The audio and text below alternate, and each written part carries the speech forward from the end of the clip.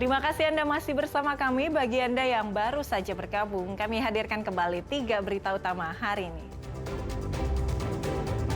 3 orang yang terlibat pencurian uang sebesar 10 miliar rupiah milik Bank Jateng di Solo ditangkap polisi.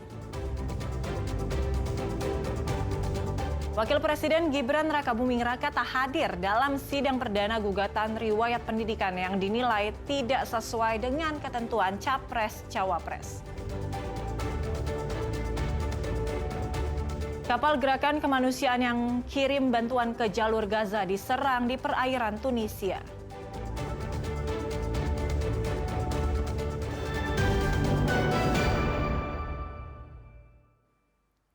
Tiga orang yang terlibat pencurian uang sebesar 10 miliar rupiah milik Bank Jateng di Solo ditangkap polisi. Polisi juga menyita sisa uang curian sebanyak 3 karung.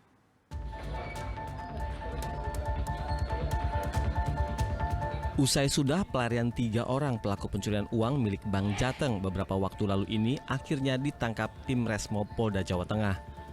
Para pelaku ditangkap di Kecamatan Panggang, Gunung Kidul. Polisi juga menyita 3 karung berisi uang hasil curian. Pencurian terjadi di Bank Jateng cabang Solo pada Senin pekan lalu. Pria berinisial AT yang menjadi pengemudi membawa kabur uang sebesar 10 miliar rupiah. Pelaku memanfaatkan kesempatan ketika polisi pengawal pergi ke toilet saat proses pengambilan uang. Dalam pelariannya, AT meninggalkan mobil operasional tempatnya bekerja di kawasan Colomadu, Karanganyar. 10 miliar, alhamdulillah dari Polresta Surakarta sudah menangkap pelaku utama di daerah Panggang, Gunung Kidul, Selatan, pukul 4 tadi pagi. Untuk tim masih di TKP, dalam artian masih melengkapi bukti yang ada, mencari dan menelusuri apa saja yang berkaitan dengan yang bersangkutan. Ya. Dari 3 pelaku ini, AT merupakan pelaku utama dan 2 lainnya merupakan orang yang diduga menerima aliran dana hasil pencurian.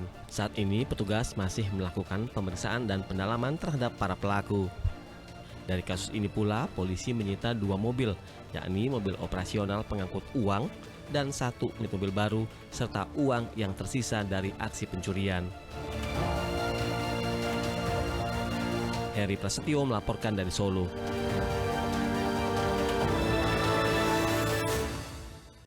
Tim nasional Indonesia harus puas bermain imbang saat menghadapi Lebanon pada ajang Timnas Garuda Matchday. Serangan bertubi-tubi yang dilancarkan skuad Garuda selama 90 menit tak ada satupun yang berbuah gol.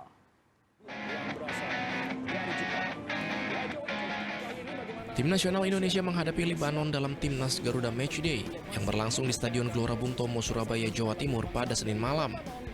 Pada laga ini skuad Garuda turun dengan susunan formasi terbaiknya. Yai Izes, Kelvin Verdong, Kevin Dix, hingga Mauro Zylstra diturunkan dari menit awal. Hasilnya beberapa serangan berhasil diciptakan para pemain Indonesia. Namun sayang, buruknya penyelesaian akhir membuat tak ada gol tercipta di 45 menit pertama. Mengarah pemirsa Lili Pali. Shooting dan memang terbuka ruang untuk Lili Pali. Masuki awal babak kedua, Lebanon tidak tinggal diam. Serangan terorganisir dilancarkan tim tamu. Namun tendangan keras tepat sasaran pemain Lebanon masih mampu dihalau penjaga gawang Emil Audero. Bahaya ini, kali ini berbahaya. Tepisan pertama dari Emil Audero yang terlihat sangat siap. Tak ingin pulang dengan hasil imbang, intensitas serangan kembali ditingkatkan skuad asuhan Patrick Kluivert. Namun lagi-lagi peluang yang tercipta dari para pemain Indonesia masih melambung di atas mister gawang. Masih Miliano di sana. Yes. Masih terlalu tinggi pemirsa. Iya. Hingga peluit panjang dibunyikan, skor imbang 0-0 untuk kedua tim tidak berubah.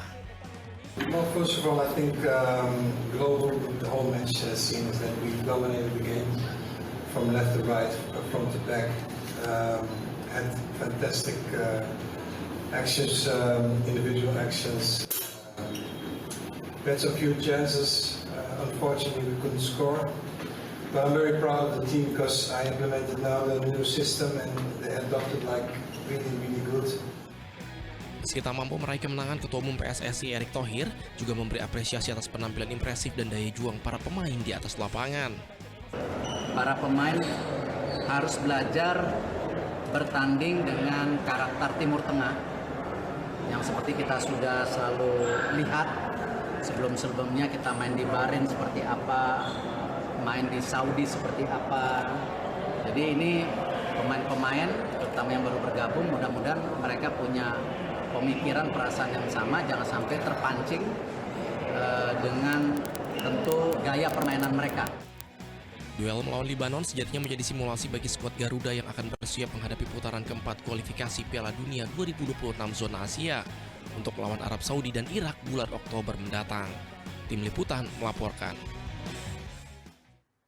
Kapal utama milik Global Sumut Flotilla, sebuah gerakan kemanusiaan yang akan mengirimkan bantuan menembus blokade maritim Israel di jalur Gaza terbakar. Diduga kapal diserang pesawat tanpa awak atau drone hingga menyebabkan kerusakan pada bagian dek kapal. We've been hit by what appears to be a drone and the vessel's on fire. Seorang pria ini panik saat alarm peringatan kebakaran berbunyi dan api membesar di bagian depan dek kapal.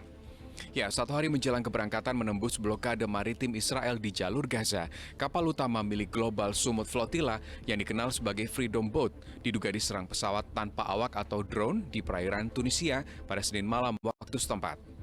Dalam rilis resmi Global Sumut Flotilla, kapal yang membawa penyelenggara pengarah armada itu mengalami kerusakan di bagian dek utama dan penyimpanan di bawah dek. GSF juga menyatakan akan menyelidiki dugaan serangan drone dan merilis hasilnya sesegera mungkin. Tidak ada korban jiwa maupun luka. Sementara itu, juru bicara Garda Nasional Tunisia membantah adanya serangan drone. Hossein Edin Jebabli mengatakan, menurut temuan awal, api berasal dari pelampung di atas kapal. Dugaan adanya drone sama sekali tidak berdasar. Ya, Global Sumut Flotilla merupakan organisasi independen yang digerakkan oleh aktivis internasional untuk mengirim bantuan ke Gaza melalui jalur laut setelah berulang kali digagalkan Israel.